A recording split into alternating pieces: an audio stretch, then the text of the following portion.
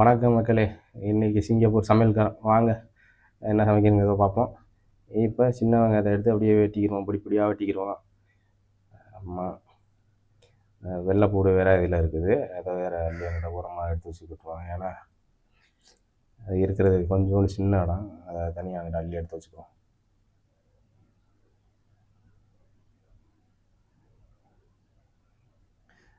திரும்ப கண்டினியூ பண்ணுவோம். சின்ன வெங்காயத்தை வெட்டுருக்கு. அப்படி மக்களே எனக்கு அப்படியே ஒரு சப்ஸ்கிரைப் பண்ணிடுங்க, ஒரு லைக் பண்ணிடுங்க. அப்போத்தான் எனக்கு ஒரு உத்வேகமாக இருக்கும், மோட்டிவேஷனாகவும் இருக்கும் அடுத்து வீடியோ போடுறதுக்கு. வாரத்தில் ஒரு நாள் தான், அந்த ஒரு நாள் சமைக்கிறது தான் அப்படியே வீடியோ எடுத்து போடுறது.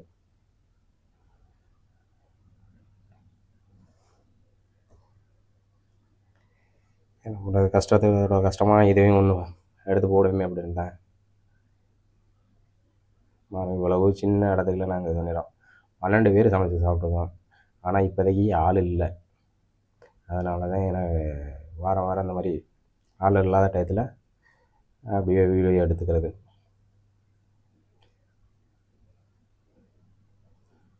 என்ன சமைக்கணுங்கிறது கடைசியில் பாருங்கள், சரி.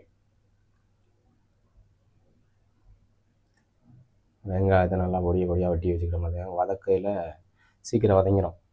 இப்போ நம்மளுக்கு டைமிங் சேவ் ஆகும். பச்சை மிளகாய், அந்த பச்சை மிளகாயை அப்படியே கீறி எடுத்துக்குவோம். இல்லைன்னா ரொம்ப 3 பச்சை மிளகாய் அதை கீறி எடுத்துக்குவோம்.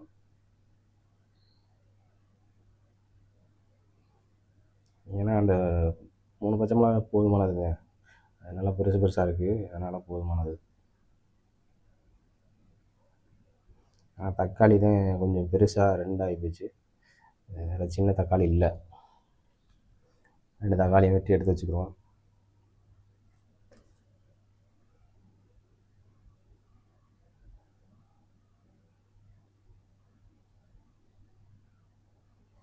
நல்லா வெட்டிக்கிறோம். சின்ன அப்படியே வெட்டி எடுத்து வச்சுக்கிறோம்.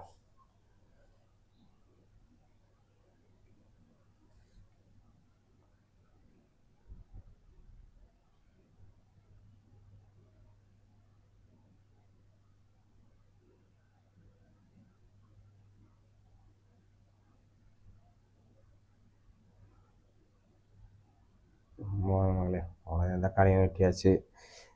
அவ்வளோதான். அடுத்து சமைக்கிறதுக்கானதான் பார்க்க வேண்டியது. வாங்க.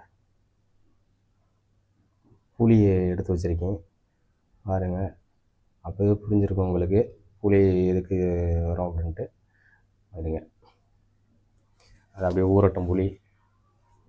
நம்மளுக்கு இப்போ அடுப்பை பற்ற வச்சு சமைக்க ஆரம்பிப்போம்.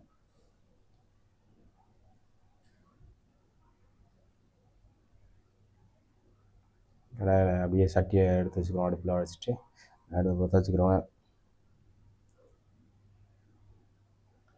பற்ற வச்சுக்கிட்டாச்சு.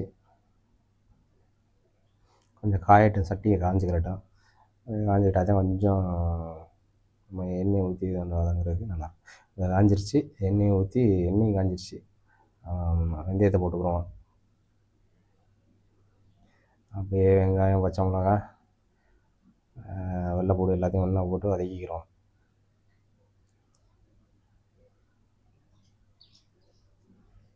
தனித்தனியாக வதக்குறதுக்கு எல்லாத்தையும் ஒரே இதாக போட்டு வதக்கிட்டோம்னா கொஞ்சம் ஈஸி. டைம் லென்த்தாக போயிட்டே இருக்கும். அப்புறம் அடுத்து வந்துடும் சமைக்கிறதுக்கு.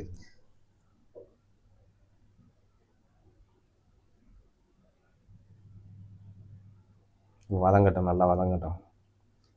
வதங்கிச்சுனாதான் அடுத்து தக்காளியை போடலாம். நல்லா வதங்கிருச்சு. இப்போ தக்காளியை போட்டுக்கிறோம். வெட்டி வச்சுருந்த தக்காளியை அப்படியே கொட்டிக்கிறோம். அதில் கொட்டிட்டு அப்படியே 2 கிண்டு அப்படி கிண்டிக்கிட்டு தக்காளி வதங்குறதுக்கு, தக்காளி வெங்காயம் எல்லாம் வதங்குறதுக்கு கொஞ்சமாக உப்பும் போட்டுக்கிறோம். ஏன்னா போட்டுக்கிட்டோம்னா சீக்கிரத்தில் வதங்கிடும். அதுக்காகத்தான் அப்படியே உப்பு போட்டுக்கிட்டோம்னா கொஞ்சம் சீக்கிரத்தில் வதங்கிக்கிறோம். கொஞ்சமாக நீங்களும் ட்ரை பண்ணி பாருங்கள். இந்த மாதிரி வதக்கையில் கொஞ்சமாக உப்பு போட்டு வதக்கிக்கிட்டீங்கன்னா கொஞ்சம் சீக்கிரத்தில் வதங்கிடும்.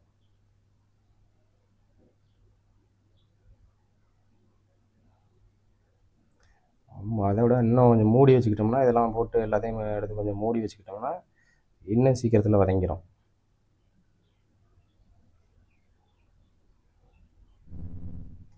வதங்கி வந்துருச்சு பாருங்க. எல்லாம் வதங்கி வந்துருச்சு. அடுத்து நம்மளுக்கு பொடி போடுறதுக்கான ஸ்டேஜ். இப்போ புளியை கரைச்சி வச்சுக்குவோம். ஏன்னா டக்குன்னு நம்ம பொடி போட்டு எல்லாத்தையும் வதங்கினதுக்கப்புறம் ஊற்றணும். அதனால் புளியை கரைச்சி வச்சுக்கிட்டோம்.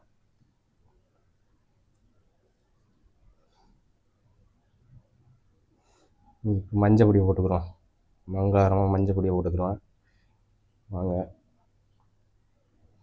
அடுத்து மிளகாப்பொடி எல்லாமே மிக்சிங்க, ஊர்லேருந்து அரைச்சி கொண்டு வந்தது. அதை போட்டுக்கிறோம். ஒரு 3 ஸ்பூன் போதும்.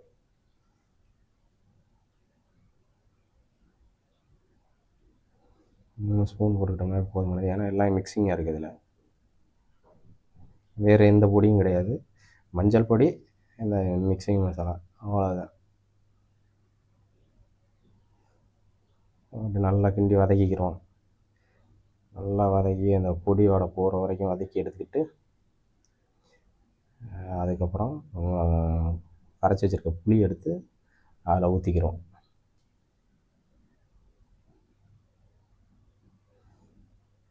நல்லா வதக்கிக்கிறோம். அப்படி கிரேவி மாதிரி அப்படி வதக்கிக்கிட்டோம்னாக்க அந்த பொடி வாடை இருக்காது.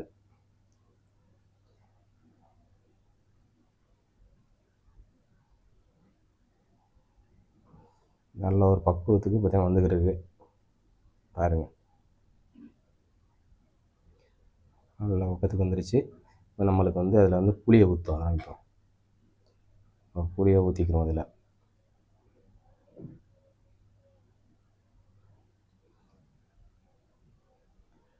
அப்படியே புளி போதுமானது தான்.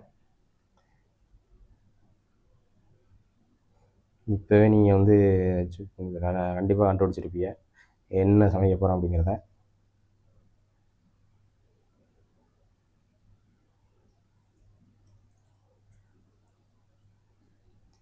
பதினஞ்சு டு 20 நிமிஷம் தான் நாங்கள் சமைக்கிறது. ஏன்னா எங்களுக்கு வேலை விட்டு வந்தோடனே டக்கு டக்குன்னு சமைச்சு சாப்பிட்றதுக்கு டைம் அது அப்படி தான் இருக்கும். அதனால் அந்த இதுக்குள்ளே அப்படியே சமைச்சிக்கிற மாதிரி எவ்வளோ சிம்பிளாக சமைக்க முடியுமோ அவ்வளோ சமைச்சிக்கிறேன். அதுதான் உங்கள் கூட ஷேர் பண்ணுறேன். போதும், தண்ணி போதுமானதுங்க. ஓகே, நல்லா கிண்டிட்டு கொதிக்கட்டும். அப்படியே கிண்டி வச்சுருவோம். கொதிக்கட்டும், நல்லா கொதிச்சுக்கிறட்டும். கொதித்ததுக்கப்புறம் என்ன அதில் போடுறோம்னு பாருங்கள். கண்டிப்பாக உங்களுக்கே தெரியும் என்ன அதில் போட போகிறோம் அப்படின்றத. நல்லா கொதித்து வந்துருச்சு.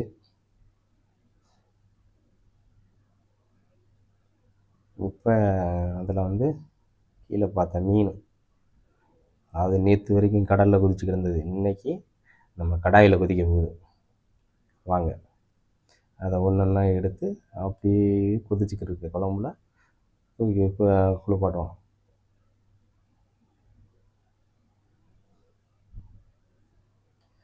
கடலில் நீந்தினது இன்றைக்கி வந்து கடாயில் நீந்துது.